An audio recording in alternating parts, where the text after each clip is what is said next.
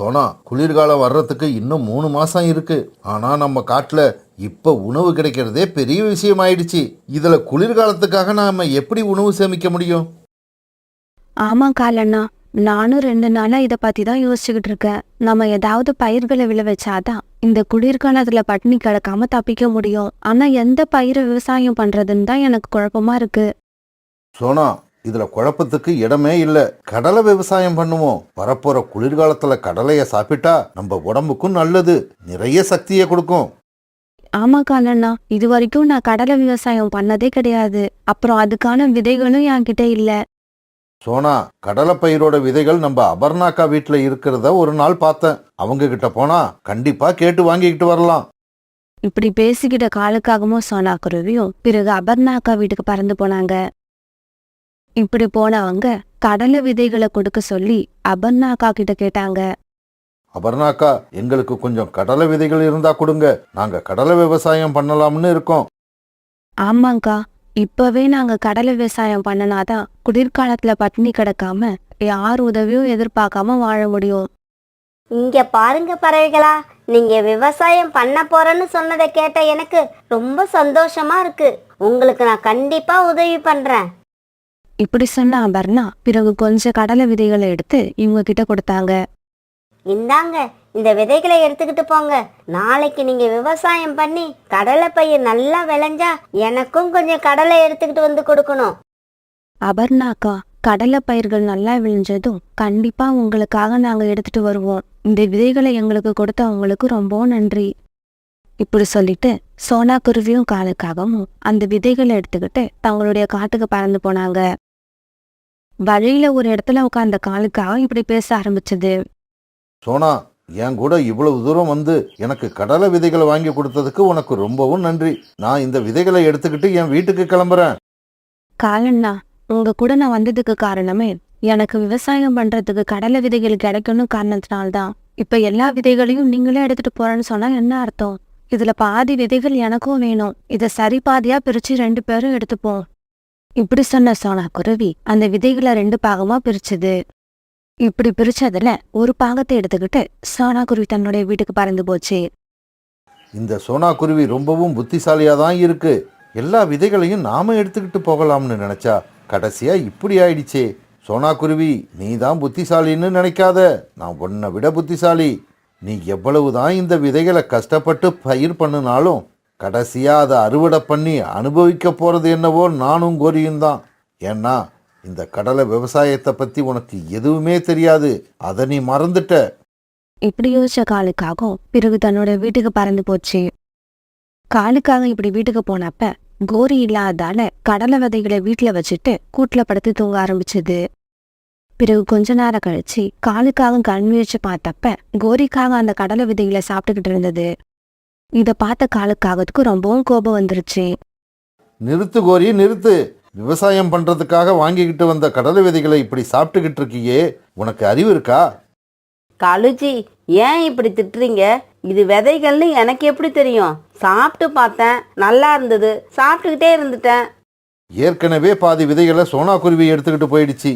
மீதி இருக்க விதைகளை நீ சாப்பிட்டுட்டன்னா பிறகு எதை வச்சு நாம விவசாயம் பண்றது? என்னது, சோனா குருவி பாதி எடுத்துக்கிட்டு போயிடுச்சா? கோரிக்காக இப்படி கேட்ட உடனே காலுக்காக நடந்த கதை எல்லாத்தையும் சொல்லுச்சு.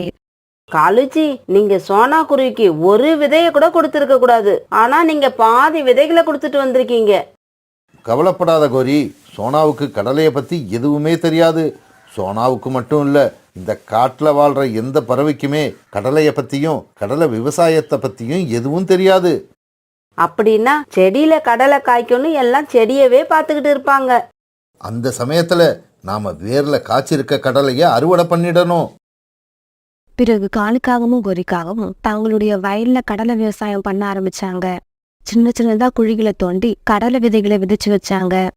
சோனா குருவியும் இதே மாதிரி தன்னோட வயல்ல கடலை விதைகளை விதைச்சு வச்சது.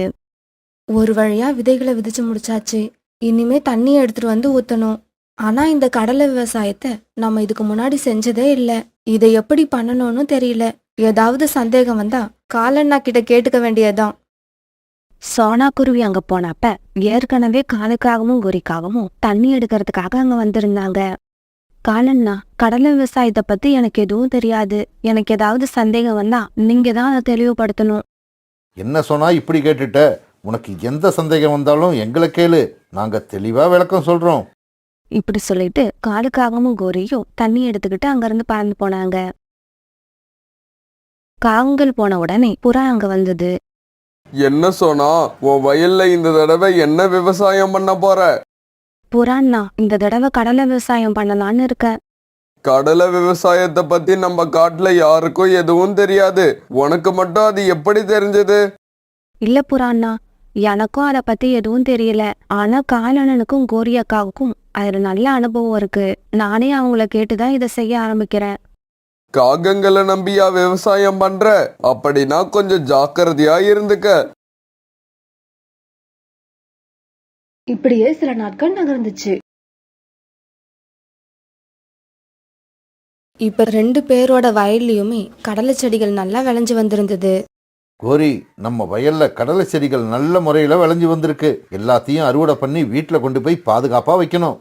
அப்புறம் வர்ற குளிர்காலத்துல அப்பப்ப வறுத்து வறுத்து சூடா சாப்பிட்டுக்கிட்டு கதை பேசினா எவ்வளவு ஜாலியா இருக்கும்.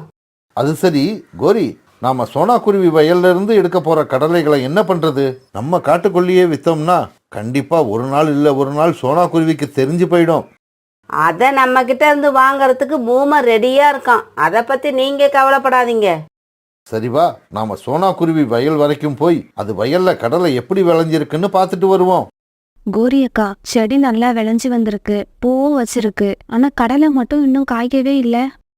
சோனா குருவி இப்படி சொன்னதை கேட்டுட்டு காலுக்காகவும் கோரிக்காகவும் மனசுக்குள்ள சிரிச்சுக்கிட்டாங்க. சோனா, அதுக்காக நீ கவலைப்படாத. தினமும் தண்ணி ஊத்திக்கிட்டே இரு. கண்டிப்பா ஓன் செடிகள்லயும் கடலை காய்க்க ஆரம்பிச்சிடும். பிறகு கொஞ்ச நாள்ல காலுக்காகவும் கோரிக்காகவும் தங்களோட வயல்ல இருந்த கடலைய அறுவடை பண்ணி முடிச்சாங்க. இப்படி அறுவடை பண்ணின கடலைய மூட்டையா கட்டி தங்களோட வீட்டுக்கு கொண்டு போனாங்க. காலண்ணா, கோரியக்கா, உங்க வயல்ல உள்ள செடிகள்ல கடலை காய்ச்சி அறுவடை பண்ணிட்டேன்னு சொல்றீங்க. ஆனா என்னோட வயல்ல கடலை காய்க்கவே இல்லையே. நான் இப்ப என்ன பண்ணணும்? சோனா, நீ இனிமே ஒண்ணுமே பண்ண தேவையில்லை. வீட்டுல போய் படுத்து தூங்கு. இதுக்கப்புறம் இந்த செடிகள்ல கடலைகள் காய்க்கவே காய்க்காது. பாவம், நீ 3 மாசம் பட்ட கஷ்டத்துக்கெல்லாம் பலன் கிடைக்காம போயிடுச்சு. காலண்ணா, என்ன சொல்றீங்க? ஆமா சோனா, நீ முதல் தடவையா கடலை விவசாயம் இப்பதானே பண்ற. அதனால இப்படிதான் ஆகும். கவலைப்படாத. அடுத்த தடவை உன்னோட கடலை செடிகள்ல கண்டிப்பா கடலை காய்ச்சிடும். காவங்கள் அப்படி சொன்ன உடனே சோனா குருவி அழுதுகிட்டே தன்னோட வீட்டுக்கு போச்சு. பிறகு கொஞ்ச நேரத்துல எல்லாம் காலுக்காகவும் கோரிக்காகவும் சேர்ந்து சோனா குருவி வயல்ல உள்ள கடலை எல்லாத்தையும் அறுவடை பண்ணி முடிச்சாங்க. கோரி, கடலை செடியில காய்க்காது வேறுக்கடியில தான் காய்க்கும்னு தெரியாத சோனா குருவி எல்லாம் விவசாயம் பண்ண ஆரம்பிச்சா நம்மள மாதிரி ஆளுங்களுக்கு தான் லாபம். பிறகு பூமர் அவங்க கிட்ட வந்து தங்க காசுகளை கொடுத்து அந்த கடலைய மூட்டையா வாங்கிக்கிட்டான். டேய் பூமர், இந்த தங்க காசுகள் ஏதுடா உனக்கு? அக்கா, அதை பத்தி எல்லாம் கேட்காதீங்க. அப்புறம் ஒரு விஷயம், இந்த தங்க காசுகளை நம்ம காட்டுல எங்கேயும் கொடுத்த மாத்தாதீங்க. இத மாத்தணும்னு நினைச்சா தூரமா உள்ள காட்டுக்கு எடுத்துக்கிட்டு போயிடுங்க. சோனா குருவி வீட்டுக்கு போனப்ப சோனா குருவியோட அம்மா வந்திருந்தாங்க. சோனா குருவி நடந்தது எல்லாத்தையும் அவங்க கிட்ட சொல்லி அழுதுச்சு. சோனா, என்ன உன்னோட வயலுக்கு சீக்கிரமா அழைச்சிக்கிட்டு போ. சோனா குருவி தன்னோட அம்மாவை வயலுக்கு அழைச்சிட்டு போனப்ப எல்லா கடலை செடிகளும் கீழே கிடந்துச்சு. ஏன்னா எல்லா கடலையும் வேர்ல இருந்து பிடுங்கி காகங்கள் கொண்டு போயிட்டாங்க. சோனா, கடலை செடியை பத்தி உனக்கு எதுவுமே தெரியாததால உன்னை அந்த காகங்கள் ஏமாத்தி இருக்காங்க. கடலை செடியில காய்க்காது சோனா, வேருக்கு அடியில தான் இருக்கும். இது கேட்ட சோனாவுக்கு ரொம்பவும் கோபம் வந்து காகங்கள் வீட்டுக்கு போச்சு. காலண்ணா, கோரியக்கா, நீங்க 2 பேருமே சேர்ந்து என்னை நல்லா ஏமாத்திட்டீங்க. என் வயல்ல இருந்து எடுத்த கடலையெல்லாம் எங்க? அதெல்லாம் என்னோட 3 மாசம் உழைப்பு. மரியாதையா அதை என்கிட்ட கொடுத்துருங்க. கோரி, சோனா ரொம்ப கோபமா இருக்கு. அப்படின்னா சோனாவுக்கு எல்லா உண்மையும் தெரிஞ்சிடுச்சுன்னு நினைக்கிறேன். இப்ப தெரிஞ்சு என்ன காலேஜி பண்றது? அதனால ஒரு புண்ணியமும் இல்ல. இங்க பாரு சோனா, நீ அநியாயமா காலேஜி கிட்ட இருந்து பாதி கடலை விதைகளை வாங்கிக்கிட்டு போன. அதுக்கான தண்டனையா உன்னோட 3 மாச உழைப்ப நாங்க எடுத்துக்கிட்டோம். கோரி சொல்றது தான் கரெக்ட். இதுக்கப்புறமும் இங்க நின்னு நீ நேரத்தை வீணாக்காத சோனா. இடத்த காலி பண்ணு. காகங்கள் இப்படி சொல்ல எதுவும் பேசாத சோனா மௌனமா தன்னோட வீட்டுக்கு பறந்து போயிடுச்சு. சோனா, இதுக்காக நீ அழாத, கவலைப்படாத. கெட்ட எண்ணம் கொண்டவங்களை கடவுள் பார்த்து பாரு. உனக்கு கடலை விதைகளை நான் வாங்கி தரேன். மறுபடியும் நீ விவசாயம் பண்ணு. இப்படியே சில நாட்கள் நகர்ந்துச்சு. ஒரு நாள் கோரி நிறைய மல்லிகை ஜாமான்களை வாங்கிக்கிட்டு வீட்டுக்குள்ள வந்தது. கோரி, நம்ம கிட்ட தான் பணமே இல்லையே, அப்புறம் எப்படி இவ்வளவு பொருட்களை வாங்கிக்கிட்டு வந்த? பணம் இல்லாட்டி என்ன காலுஜி, நம்ம கிட்ட தான் தங்க காசுகள் இருக்குல்ல, அதை கொடுத்து தான் வாங்கிட்டு வந்தேன். கோரி, பூமர் தான் அவன் கொடுத்த தங்க காசுகளை நம்ம காட்டுல மாத்தக்கூடாதுன்னு சொல்லியிருக்கானே. தங்க காசுகளை செலவு பண்ணாம நாம என்ன வீட்டுல வச்சு அழகு பார்க்கவா முடியும்? காலுக்காகவும் கோரிக்காகவும் இப்படி பேசிக்கிட்டு இருக்கப்ப வீட்டு கதவை யாரோ தட்டுற சத்தம் கேட்டது. காகங்கள் கதவை திறந்து விட அரண்மனை வீரர்கள் காலுக்காகத்தோட வீட்டுக்குள்ள வந்தாங்க. வீரர்களே, நீங்க எதுக்காக எங்க வீட்டுக்குள்ள வரீங்க? அரசாங்கத்தோட கஜானாவில இருந்து திருட்டு போன தங்க நாணயங்கள் உங்ககிட்ட இருக்குன்னு கேள்விப்பட்டோம். அதனாலதான் உங்க வீட்டை சோதனை போட வந்திருக்கோம். பிறகு கோரிக்காக மறைச்சு வச்சிருந்த தங்க நாணயங்களை எடுத்த அரண்மனை வீரர்கள் அவங்க 2 பேரையும் கைது பண்ணி அரண்மனைக்கு கொண்டு போனாங்க. பருந்து மகாராஜா, நாங்க சொல்றத நம்புங்க. எங்க மேல எந்த தப்பும் இல்ல. இந்த தங்க நாணயங்களை எங்களுக்கு பூமர் தான் கொடுத்தான். அரண்மனை கஜானாவை கொள்ளையடிச்சதுல எங்களுக்கு எந்த பங்கும் கிடையாது. ஆமா மகாராஜா, எங்களை விடுதலை பண்ணிடுங்க. இந்த பூமர சிறையில் அடைங்க. கோரி அக்கா, காலு அண்ணா, திருடுறப்ப மட்டும் ஒன்னா சேர்ந்து திருடுறோம்.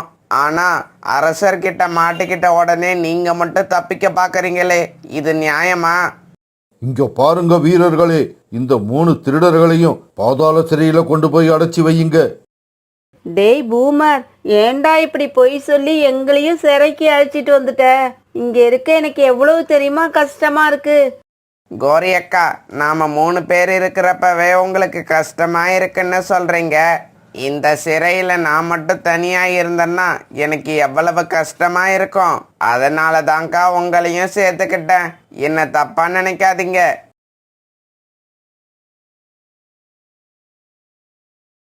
அந்த காட்டுக்குள்ள ஐஸ்கிரீம் வண்டி வச்சிருந்த காலுக்காகவும் அன்னைக்கு வண்டி எடுத்துக்கிட்டு வியாபாரத்துக்கு வந்துகிட்டு இருந்துச்சு. ஐஸ்கிரீம், ஐஸ்கிரீம், இனிப்பான ஐஸ்கிரீம், குளுமையான ஐஸ்கிரீம்.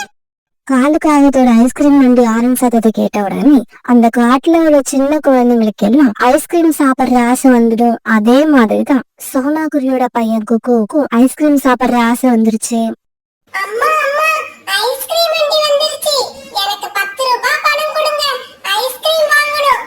குக்கு, நேத்து தானே உனக்கு ஐஸ்கிரீம் வாங்கி கொடுத்தேன். தினமும் ஐஸ்கிரீம் சாப்பிட்டா உனக்கு சளி பிடிச்சிடும்.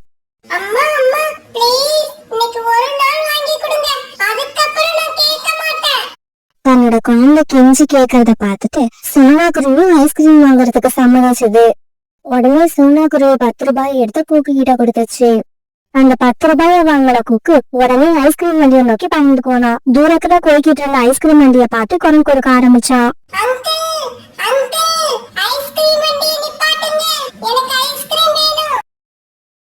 குக்குவோட குரலை கேட்ட உடனே காலுக்காக ஐஸ்கிரீம் வண்டியை நிப்பாட்டுச்சு.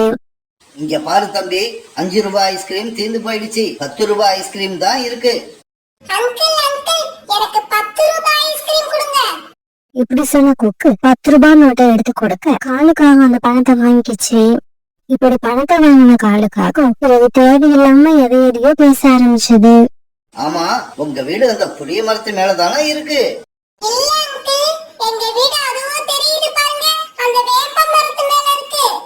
அப்படியா? ஆமா, உங்க அம்மா பேரு ராணி தானே? ஓஹோ, சோனாவா? ஆமா, உங்க அப்பா பக்கத்து காட்டுல உள்ள ஃபேக்டரியில தானே வேலை பாக்குறாரு. அப்புறம் நான் நிறைய தடவை பக்கத்து காட்டுல பாத்திருக்கேன்.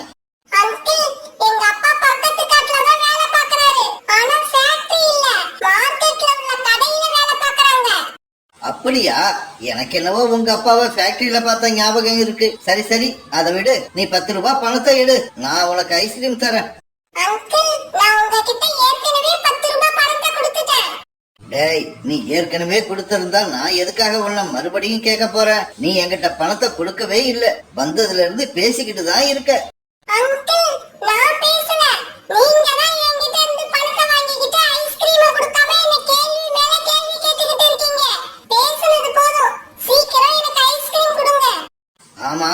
எத்தனை பேர் கிளம்பி இருக்கீங்க இப்படி?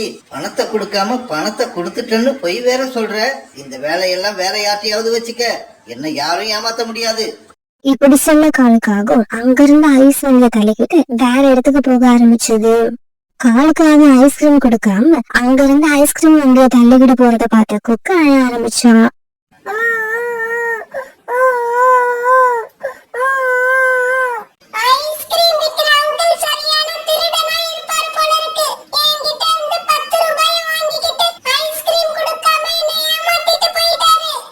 குக்குவோட அழுகா சொல்றது கேட்டமிட்டு உடனே அந்த இடத்துக்கு பறந்து வந்துச்சு.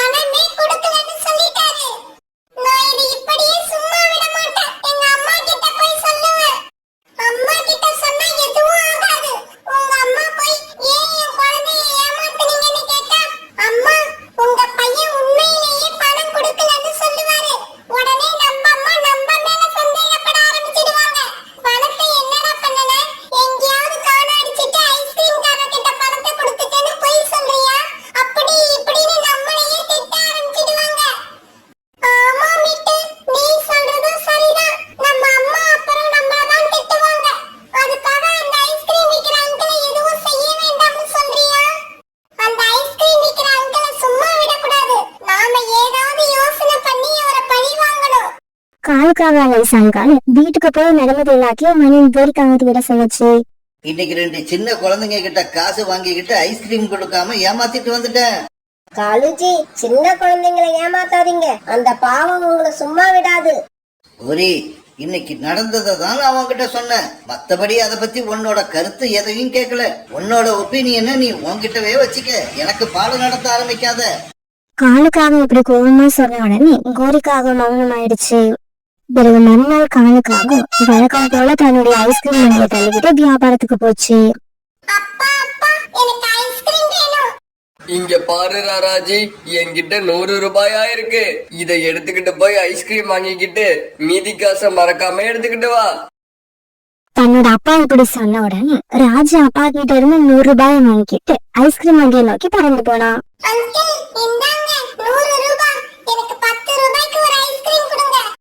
ராஜி கையில 100 ரூபாய் நோட்டை பார்த்த காலுக்காகவும் சந்தோஷமாயிடுச்சு.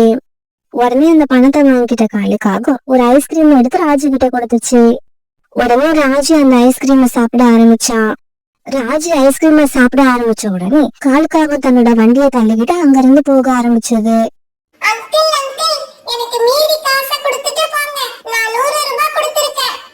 என்னது 100 ரூபாயா? நீ என்கிட்ட கொடுத்ததே 10 ரூபாய் தான்.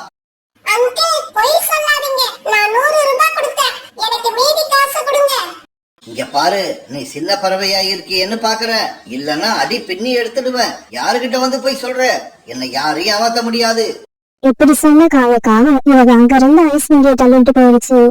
பிறகு அவசர அவசரமா வீட்டுக்கு பறந்து போன ராஜி தன்னுடைய அப்பா கிட்ட இந்த விஷயத்த சொன்னான்.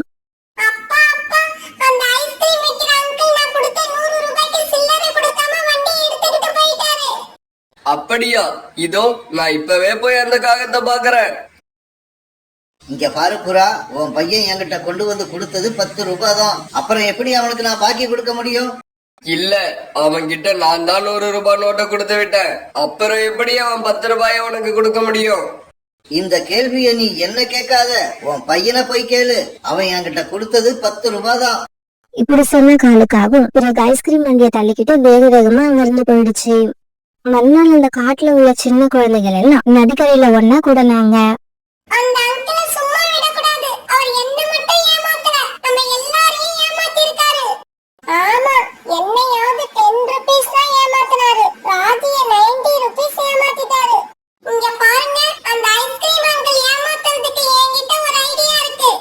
இந்த சமயத்துல காலுக்காகத்தோட ஐஸ்கிரீம் வண்டி ஆரன் சத்தம் கேட்டுச்சு.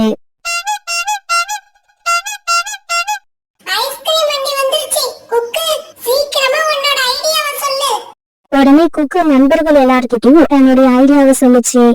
சரி, அப்படின்னா நான் போய்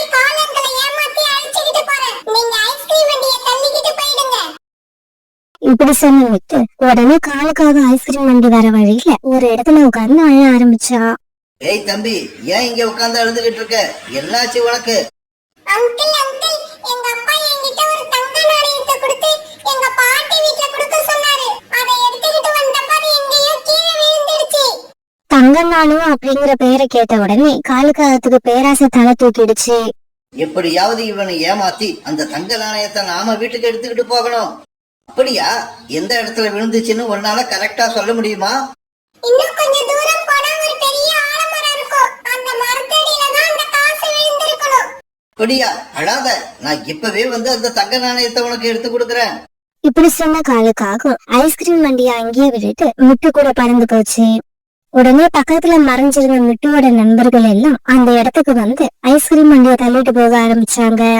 இப்படி ஐஸ்கிரீம் வண்டியை தள்ளிட்டு போன இவங்க ரொம்ப தூரம் போனதுக்கு அப்புறம் ஒரு இடத்துல நிப்பாட்டி அதுல இருந்து ஐஸ்கிரீம் எடுத்து சாப்பிட ஆரம்பிச்சாங்க. இந்த சமயத்துல காலுக்காகத்தை கொண்டு போய் ஆலமரத்துக்கு அடியில விட்டு தன்னோட நண்பர்கள் கிட்ட வந்து சேர்ந்துட்டான். இப்படி இவங்க சாப்பிட்டது மட்டும் இல்ல, அந்த வழியா பறந்து வந்த நிறைய குழந்தை பழடிங்களுக்கு ஐஸ்கிரீம் எடுத்து இலவசமா கொடுத்தாங்க. பிறகு சீக்கிரமாவே அந்த ஐஸ்கிரீம் வண்டியில இருந்த ஐஸ்கிரீம் எல்லாமே காலியாயிடுச்சு. காலுக்காக அந்த ஆலமரத்து அடியில ரொம்ப நேரமா தேடி பார்த்துச்சு. ஆனா தங்க நாணயம் கிடைக்கவே இல்ல. தம்பி, நீ அந்த தங்க நாணயத்தை இங்கதான் போட்டியா? நல்லா ஞாபகம் இருக்கா? தான் கேள்வி கேட்டதுக்கு பதிலே வராததால காலுக்காக திரும்பி பார்த்துச்சு. என்ன இது? அந்த பையனை காணோம். நம்மள இங்க கொண்டு வந்து விட்டுட்டு அவன் மட்டும் எங்க போனான்? இப்படி நினைச்ச காலுக்காகும் பிறகு மறுபடியும் ஐஸ்கிரீம் வண்டி இருந்த இடத்துக்கு பறந்து வந்துச்சு. போச்சு போச்சு, என்னோட ஐஸ்கிரீம் வண்டி காணாம போயிடுச்சு. யாரோ பிளான் பண்ணி தான் என்னோட வண்டியை எடுத்துக்கிட்டு போயிருக்காங்க. இப்ப நான் என்ன பண்ணுவேன்? அந்த ஐஸ்கிரீம் வண்டியில 1000 ரூபாய்க்கு ஐஸ்கிரீம் இருந்தது. இப்படி சொன்ன காலுக்காகும் உடனே ஐஸ்கிரீம் வண்டியை தேடிக்கிட்டு போனப்ப ஒரு இடத்துல தன்னோட வண்டி நிக்கிறத பாத்துட்டு அங்க போச்சு. போச்சு, என்னோட ஐஸ்கிரீம் எல்லாம் போயிடுச்சு. வண்டியே காலியா நிக்குது. இப்படி சொன்ன காலுக்காகும் பிறகு அந்த வண்டியை தள்ளிக்கிட்டு தன்னோட வீட்டுக்கு போச்சு. நடந்தது எல்லாத்தையும் கேள்விப்பட்ட கோரிக்காகும் விழுந்து விழுந்து சிரிச்சிச்சு. காலுஜி, நீங்க ஒவ்வொரு நாளும் 10 ரூபாயா இந்த காட்டுல உள்ள குழந்தைங்களை ஏமாத்திட்டீங்க. ஆனா பாருங்க, இன்னைக்கு ஒரே நாள்ல மொத்தமா 1000 ரூபாய் விட்டுட்டு வந்துட்டீங்க. கோரி, நீ சொன்னது உண்மைதான்னு இப்ப புரிஞ்சுக்கிட்டேன்.